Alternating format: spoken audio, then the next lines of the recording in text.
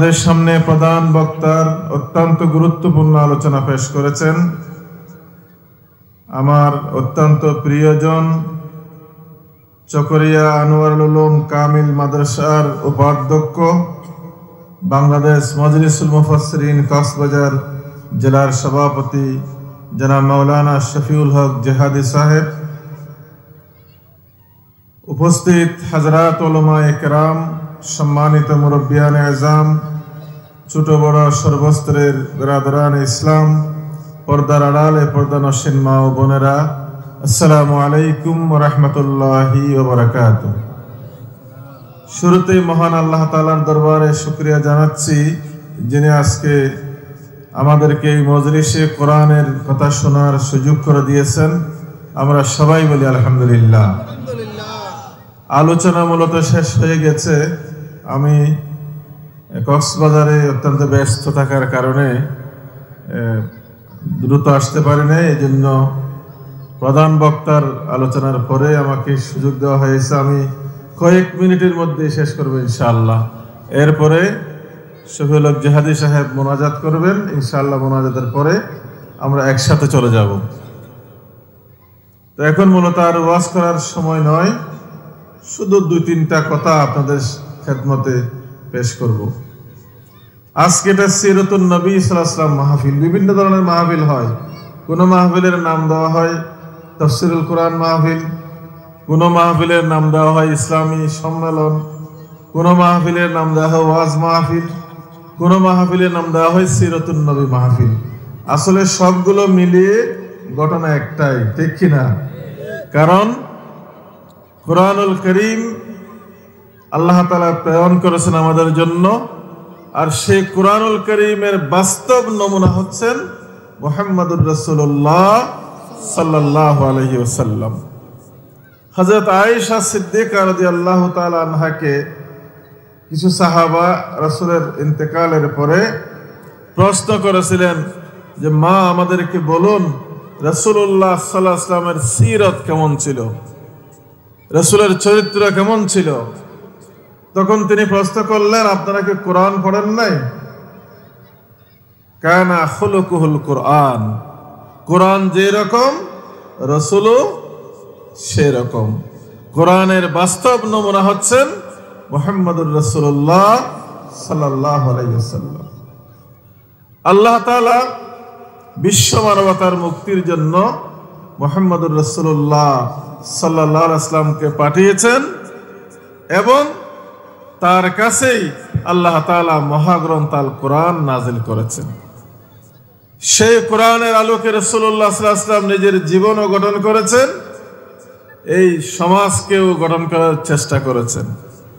এজন্য পৃথিবীর সর্বোত্তম মানুষ হচ্ছেন মুহাম্মদুর রাসূলুল্লাহ সাল্লাল্লাহু আলাইহি ওয়াসাল্লাম। শুধু মুসলমান নয়, অমুসলিম বিজ্ঞানীরা, গবেষকরাও স্বীকার করতে বাধ্য হয়েছেন পৃথিবীর সর্বশ্রেষ্ঠ মানুষ হচ্ছেন মুহাম্মদুর রাসূলুল্লাহ সাল্লাল্লাহু আলাইহি ওয়াসাল্লাম। এজন্য মাইকেল এইচ হার্ট নামে একজন ইংরেজ গবেষক, তিনি মুসলমান না, তিনি বিশ্বের 100 জন মানুষের জীবন নিয়ে গবেষণা করেছেন। 100 জন মানুষের জীবন নিয়ে গবেষণা করে তিনি একটা বই লিখেছেন, তার নাম হচ্ছে দি 100। 100 মানে কি? 100। 100 মানুষের জীবনে তিনি লিখেছেন।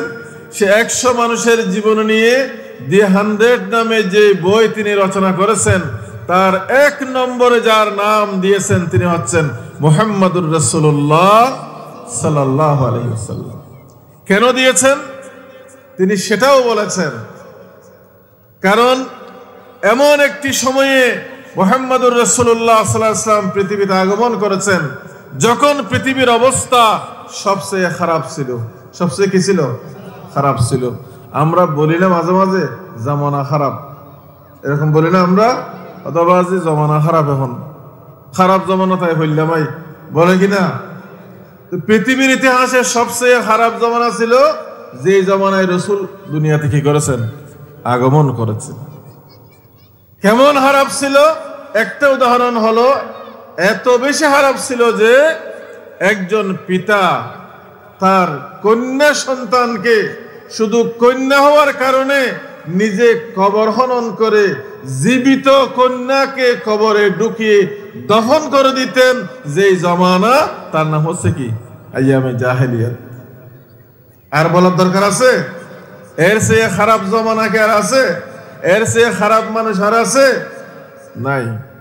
ঠিক এমন সময় আল্লাহ তাআলা সেই জমানাকে বদলে দেওয়ার জন্য, সেই মানুষগুলোকে সোনার মানুষে পরিণত করার জন্য মুহাম্মদুর রাসূলুল্লাহ সাল্লাল্লাহু আলাইহি ওয়াসাল্লামকে প্রেরণ করেছেন, তার কাছে কোরআন দিয়েছেন।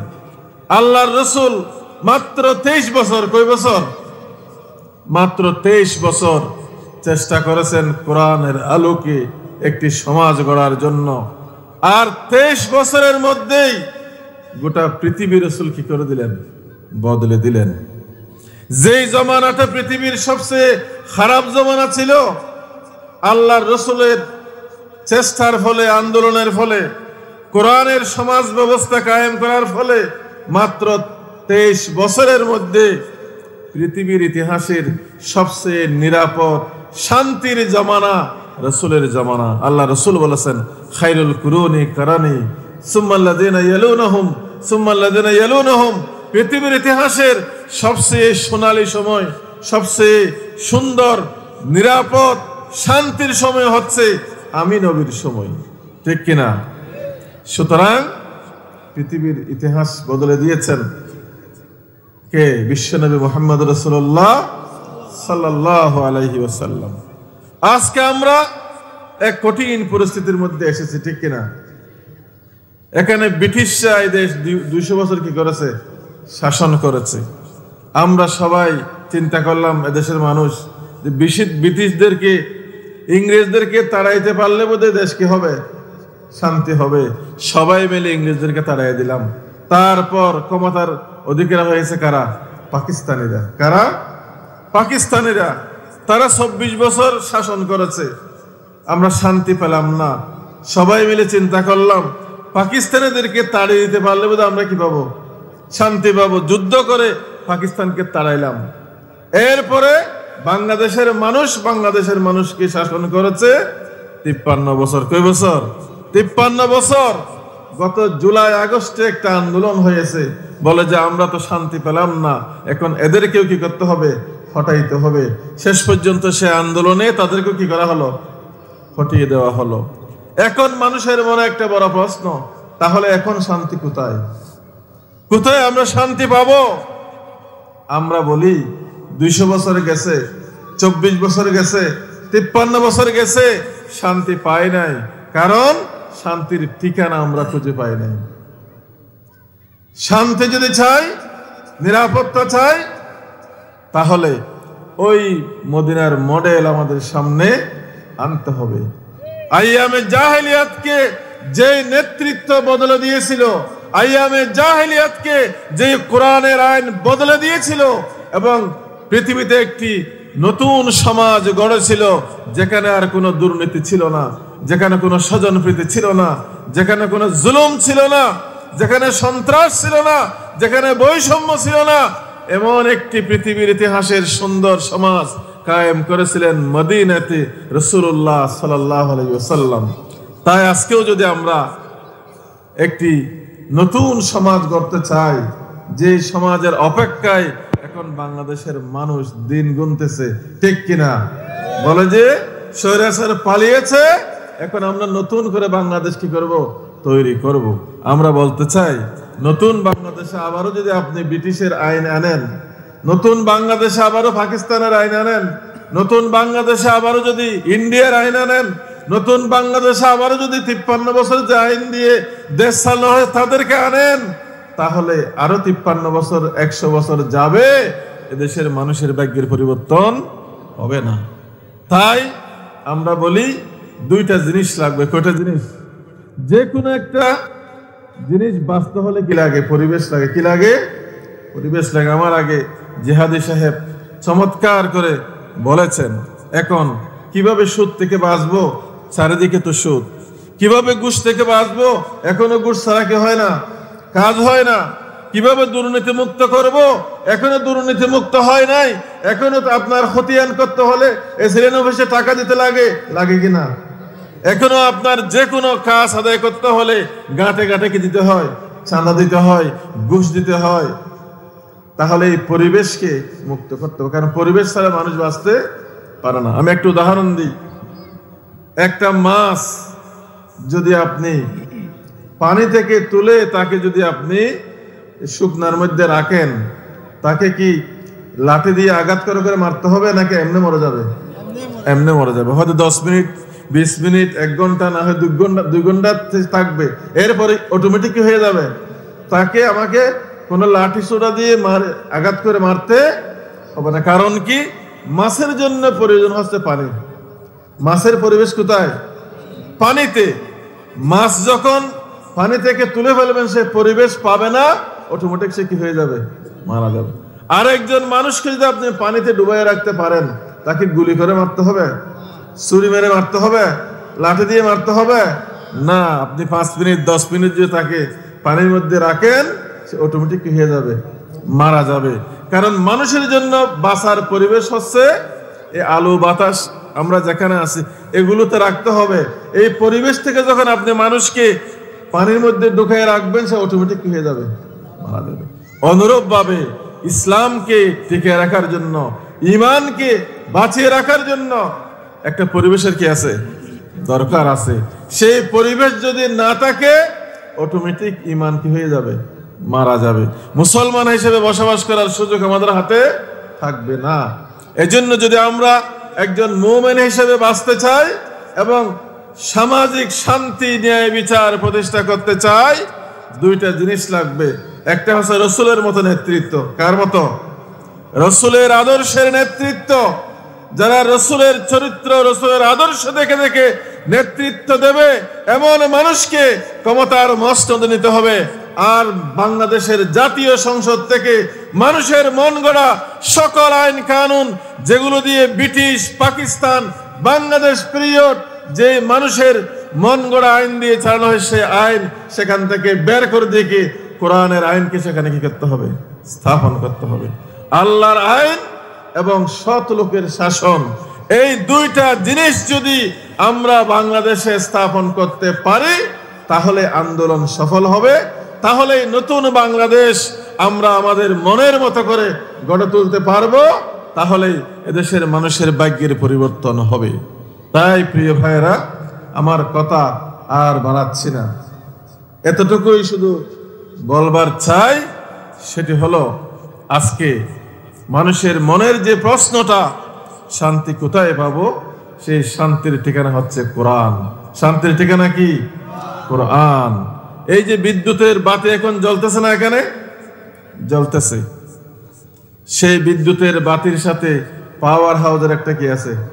সম্পর্ক আছে। কক্সবাজার একটা পাওয়ার হাউস আছে না? আচ্ছা বলেন তো, পাওয়ার হাউসের সাথে যদি মাঝখানে লাইন কেটে যায়, এখানে বিদ্যুৎ জ্বলবে? জ্বলবে না। অনুরূপ ভাবে শান্তির পাওয়ার হাউস হচ্ছে কোরআন।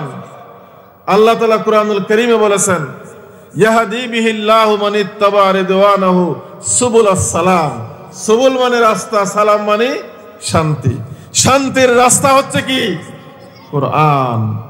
সেই কোরআন থেকে আমরা যদি সম্পর্ক ছিন্ন করি, তাহলে কি আমরা শান্তি পাবো? না।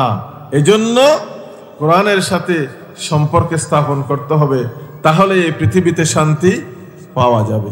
তাই আসুন 5ই আগস্টে আমাদের ছাত্র জনতার বুকের তাজা রক্ত বিলিয়ে দেওয়ার বিনিময়ে আমরা যে নতুন বাংলাদেশ পেয়েছি, সেখানে আমরা কোরআনের আলো আমরা জ্বালি। কাউকে মারার দরকার হবে না, গালি দেওয়ার দরকার হবে না। কারণ একটা জিনিস খেয়াল করবেন, আলো যখন আসবে, অন্ধকার এমনিতে কি হয়ে যাবে? চলে যাবে।